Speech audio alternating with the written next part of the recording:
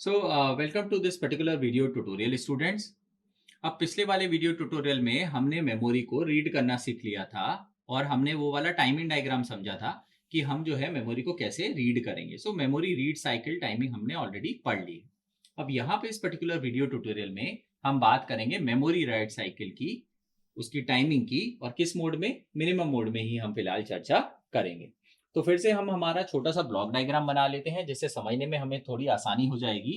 आपको जब इसको आंसर शीट में लिखना है तो आपको वो बड़ा वाला ब्लॉक डायग्राम ही बनाना पड़ेगा। ठीक, समझने के लिए हम यहाँ पे बना लेते हैं कि मेरे पास में फिर से क्या है, मेरे पास में मेरा 8086 है और मेरे पास में है दूसरे एंड पर मेरी मेमोरी, जिसको मुझे अब इस बार क्या करना है, राइट करना है।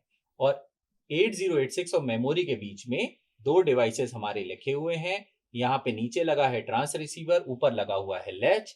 यहाँ से आपका प्रोड्यूस होता है एड्रेस। ठीक है, तो यहाँ पे आपको मिल जाएगा A0 से लेके A19 तक।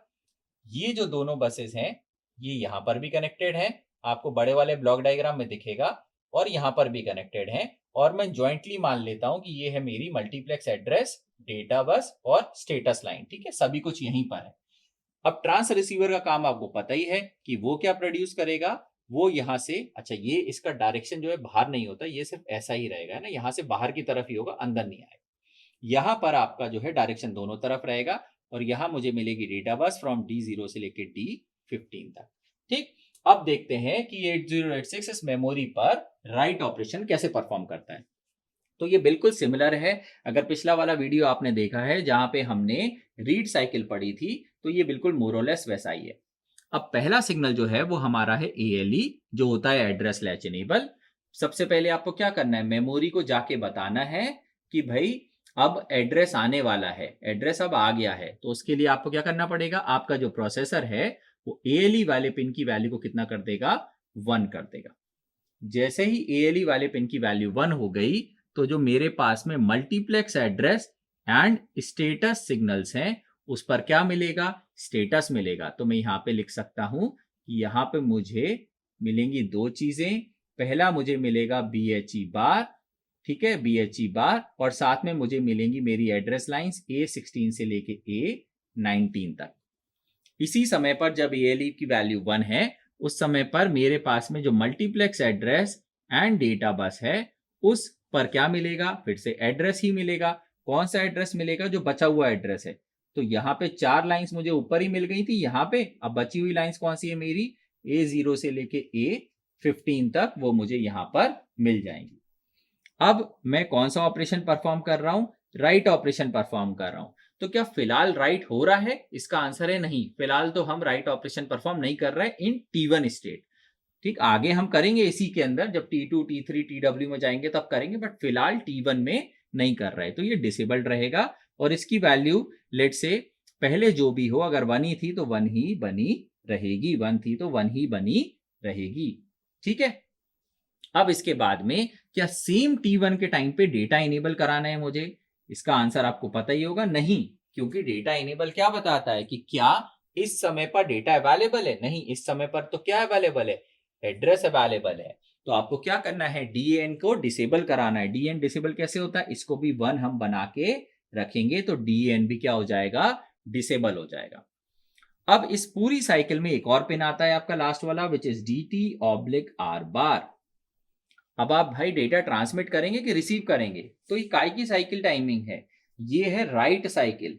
राइट मतलब कि आप प्रोसेसर से मेमोरी की तरफ राइट ऑपरेशन परफॉर्म करेंगे। अगर आप राइट ऑपरेशन परफॉर्म कर रहे हैं, डेट मीन्स आप डेटा को ट्रांसमिट कर रहे हैं, तो इसकी वैल्यू कितनी हो जानी चाहिए, 1। तो मान लेते हैं पहले 0 थी, अब क्या हो जाएगी 1, और पूरे के पूरे ड्यूरेशन में from T1 T2 T3 TW, और उसके बाद में आपका आखिरी में T4 तक ये जो लाइन है इसकी वैल्यू 1 ही बनी रहेगी। ठीक है, तो ये मेरा पूरा का पूरा क्या हो जाएगा, क्या इंडिकेट कर रहा है कि मैं इस पूरे की पूरे साइकिल के अंदर डेटा को क्या कर रहा हूं, मैं डेटा को ट्रांसमिट कर रहा हूं, मैं मेमोरी में डेटा राइट ऑपरेशन परफॉर्म कर रहा हूं। ये हो गया मेरा T1 स्टेट। अब इस पूरे ड्यूरेशन को, अगर इस T1 को मैं यहां पे समझूं, तो इस लैच पर सिग्नल आया था आपका ALE की वैल्यू कितनी मिली थी, 1, और यहाँ पर A0 से A19 पर T1 स्टेट के अंदर क्या मिलेगा आपको, एड्रेस मिलेगा। ठीक है, T1 में D0 टू D15 फिलहाल काम नहीं कर रहा है, ट्रांस रिसीवर फिलहाल इनेबल्ड नहीं है। ठीक, अब इसके बाद आगे चलते हैं और ALE की वैल्यू कितनी हो गई है, 0। अब ये जो वैल्यू जो 0 हुई है, ये वैल्यू 0 ही बनी रहेगी बाकी पूरी की पूरी टाइमिंग डायग्राम में। इसके बाद में अब आपको क्या करना है, अब आपको मल्टीप्लेक्स एड्रेस और डेटा बस पे क्या आ जाएगा, आपका स्टेटस आ जाएगा। तो ये ऑटोमेटिकली ही आ जाएगा, तो इसकी वैल्यू कितनी हो जाएगी आपकी, अब स्टेटस में कन्वर्ट हो जाएगी। तो मैं यहाँ पे लिख सकता हूँ स्टेटस, कौन सा स्टेटस, S7 से लेके S3 तक मेरे को क्या मिल रहा है, स्टेटस मिल रहा है, स्टेटस सिग्नल्स मिल रहे हैं। तो इसको मैं क्या कर दूंगा, स्टेटस लिख दूंगा पूरा का पूरा ड्यूरेशन में, यहां से लेके पूरा T4 तक। एड्रेस ऑब्लिक डेटा की बात करें तो अब डेटा कौन लिख रहा है, प्रोसेसर लिख रहा है। तो डेटा क्या करेगा, इमीडिएटली T1 के बाद में ये कन्वर्ट हो जाएगा डेटा में। टाइम क्यों नहीं लगा, क्योंकि इस बार 8086 फास्ट डिवाइस है और 8086 को क्या करना है, इमीडिएटली डेटा ट्रांसमिट कर देना है। तो अब हम बात कर रहे हैं कौन से स्टेट की, T2, T3, TW और T4 की। तो यहां पे आपको क्या मिलेगा, डेटा मिलेगा। तो अब इस लाइन पर क्या अवेलेबल है, डेटा अवेलेबल है, और वो डेटा इस ट्रांस रिसीवर से आगे फॉरवर्ड होना चाहिए। ठीक है, तो यहां पे मैं लिख सकता हूं कि यहां पे अब मुझे क्या मिलेगा, वैलिड डेटा मिलेगा। तो मैं यहां पे लिख सकता हूं वैलिड डेटा। कितने बिट का डेटा मिलेगा, D0 से लेकर D15 तक। अगर 16 बिट का ऑपरेशन है, अगर 8 बिट का है तो D0 से लेकर D7 तक मुझे मिलेगा। तो यहां पर इतनी चीज हो गई मेरी। ठीक है, अब इसके आगे चलते हैं और इसके आगे अब क्या मैं अब राइट ऑपरेशन परफॉर्म कर रहा हूं, बिल्कुल मैं राइट ऑपरेशन परफॉर्म कर रहा हूं। तो राइट बार सिग्नल जो है पहले जो डिसेबल्ड था, अब क्या हो जाएगा, इनेबल हो जाएगा। तो राइट बार सिग्नल की वैल्यू कितनी हो गई, 0 हो गई है। ठीक है, इस पूरे के पूरे ड्यूरेशन में ये 0 रहेगी और यहां कहीं जाके जब ये क्लोज होगा T4 के खत्म होने पर और आगे, तो यहां पे ये वापस से डिसेबल्ड हो जाएगा। ठीक है, ये नहीं आएगा, ये भी आपका 0 बना रहेगा और यहां कहीं जाके 1 हो जाएगा। तो आप राइट ऑपरेशन परफॉर्म कर रहे हो इस ड्यूरेशन में। ठीक, तो मेमोरी को पता चल गया कि ठीक है भाई कौन सा ऑपरेशन परफॉर्म हो रहा है, राइट ऑपरेशन परफॉर्म हो रहा है। अब मेमोरी क्या करेगी, अब मेमोरी यहाँ पे डेटा बस था, इस ट्रांस रिसीवर पर आपको वो डेटा यहाँ पे अप्लाई करना है। उसके लिए इस ट्रांस रिसीवर को बताना पड़ेगा कि यहाँ डेटा है। इस ट्रांस रिसीवर को कैसे पता चलेगा, तो उसके लिए ट्रांस रिसीवर में हम क्या देते हैं, DEN बार सिग्नल को कितना कर देते हैं, 0। तो ये ट्रांस रिसीवर क्या करेगा, यहां पर जो भी डेटा होगा उसको एक्सेप्ट कर लेगा। लेकिन एक्सेप्ट ही क्यों करेगा, क्योंकि हम एक और सिग्नल इसको देंगे और वो एक और सिग्नल होता है आपका DT/R बार, और उसकी वैल्यू कितनी कर देंगे, 1। तो उससे डायरेक्शन डिफाइन हो जाएगा कि डायरेक्शन क्या है, from processor towards memory, from processor towards memory when DT/R bar is 1।